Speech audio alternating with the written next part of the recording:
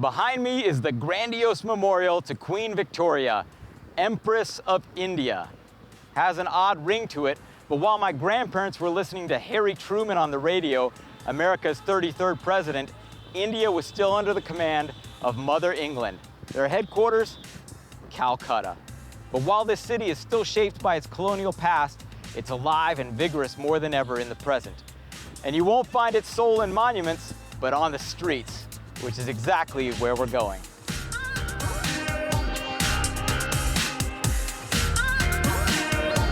Calcutta is a big city, 18 million citizens strong. You could spend weeks here and still not scratch the surface.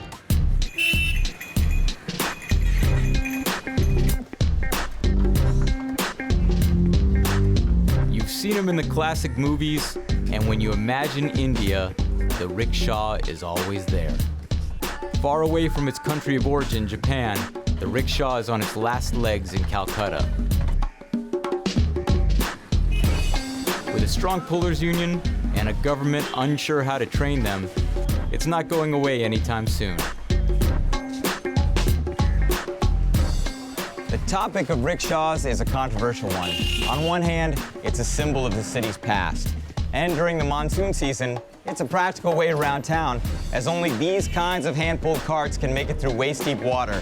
And Calcutta gets wet. It's also good for young children and short distances. On the other hand, a lot of citizens and government officials see the rickshaw as a symbol of oppression, an elitist setup left over from colonialism. They think it paints Kolkata in the light of a backwater, a place stuck in time that isn't developing at the same pace as other Asian cities.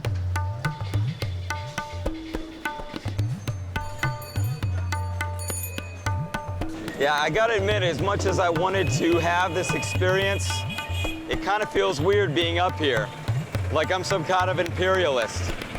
Okay, I get it, I'm an American, but we like to drive our own vehicles, thank you very much. I coax my rickshawwala into lending me his wheels. I'll pay his day's wages and 50% of my fares. We have a deal. Just like that. And grab it right like that. Here. All right. It's good.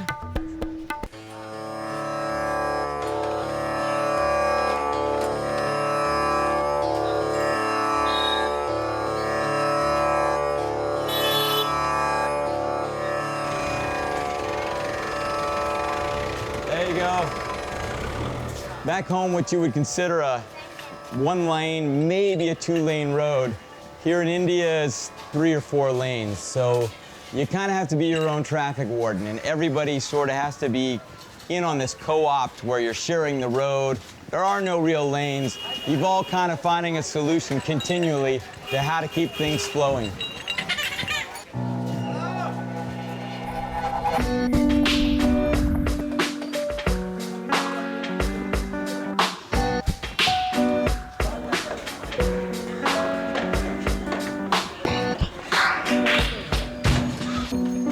This rain isn't good for business, but at least the customer stays dry. The rickshaw driver, no such luxury. Well, I guess the good thing about this rain is if the water level on the street rises, I can probably double or triple my fare, because that's the one time nobody in the city wants to walk. They would rather have the rickshaw driver get his feet wet and his pants wet. You can see when I pull this up, when I pull that up, that's about the dry level right there. So I can navigate in water about up to my waist, keep the customer dry, and I'm just earning my money at that point.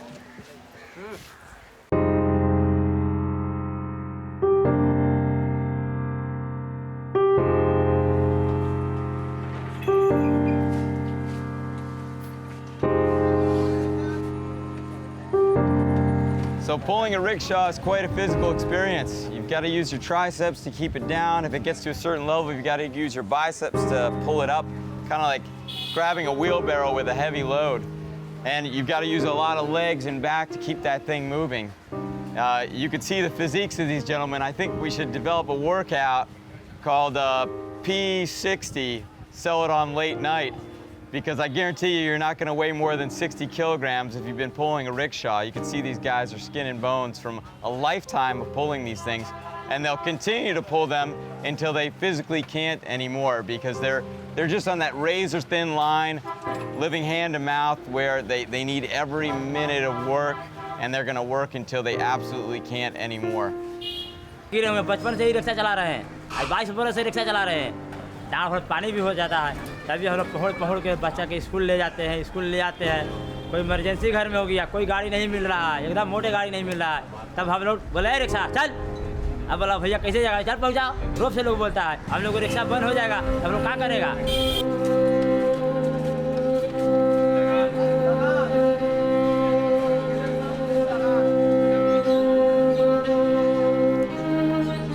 This actually isn't quite as hard as I thought it would be. But then again, this is kind of a gimmick for me. Coming from a guy who had a full breakfast, slept 8 hours on a mattress, and is only doing it from a couple hours. Your average rickshaw driver, on the other hand, had no breakfast. He slept on the back of his rickshaw after a full day of working when he basically just collapsed from weariness. And they do it day after day. No vacation, no time to take a break. And of the little amount of money they make, they gotta send a percentage home, and they have to give a big chunk to the owner of the rickshaw. So, not an easy life.